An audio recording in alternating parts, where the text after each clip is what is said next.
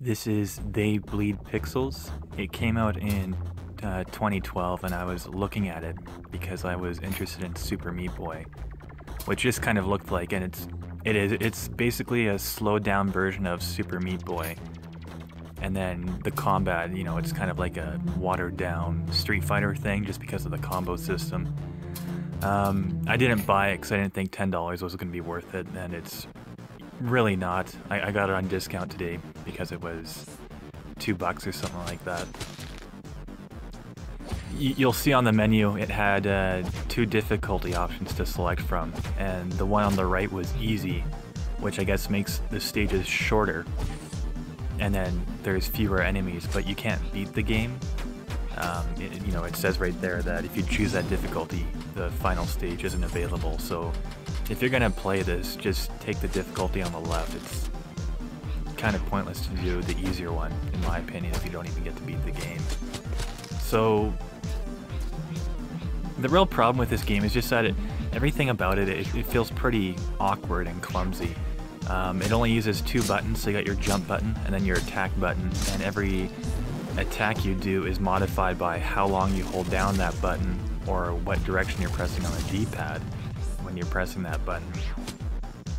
And it could have been a bit smoother if they had, say, the stab attacks to, one button, and then a separate button was for the kick attacks. But since it's all on the same one, you have to, like if you're gonna kick somebody, you have to have the D-pad completely neutral, so not pressing anything and then hit square.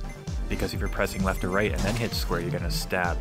And that creates a problem, for example, when you're running into a new area and an enemy's in front of you and you hit square. Most of the time you're probably gonna have a direction press on the D-pad when you actually want to kick, just from the reflex of, you were moving into the room as you went to do that kick. So that's a problem. Also, the jumping when you're doing the walled sliding is kind of awkward. Just a tip out there, if you're wall sliding, it's better to jump off the wall, because then you get a second jump, as opposed to if you slide down off the wall and let gravity take control, you only get the one jump, which doesn't give you as much control. For anyone that's been platforming for a while, you'll know that double jump is better than a single. And the stage design, it's just not that great. It's pretty boring. The combat also isn't that good. I didn't get very far in the game. This review is based off about 90 minutes of gameplay, which was probably an hour more than I actually wanted to give it. It just isn't very exciting. And then to top it all off, the soundtrack is pretty flat. It's like maybe 15 or 20-second loops over and over again, and the music isn't very exciting. But the premise is you go through these stages beating guys up and collecting their blood, and also collecting blood pints throughout the level. And that charges up a meter that lets you lay your own checkpoints down throughout the level, as long as there aren't enemies or stage hazards in the way. And every checkpoint restores your health to full. And then there's also these pages you can collect throughout the level, but I'm not really sure what that did. Maybe it's unlocking the additional tutorial.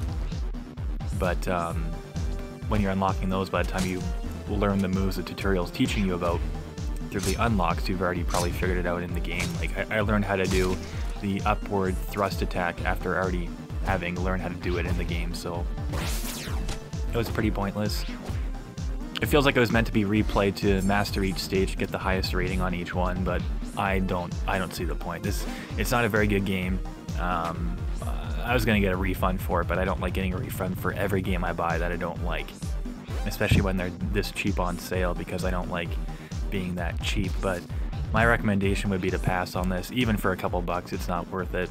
It's just not very fun to play.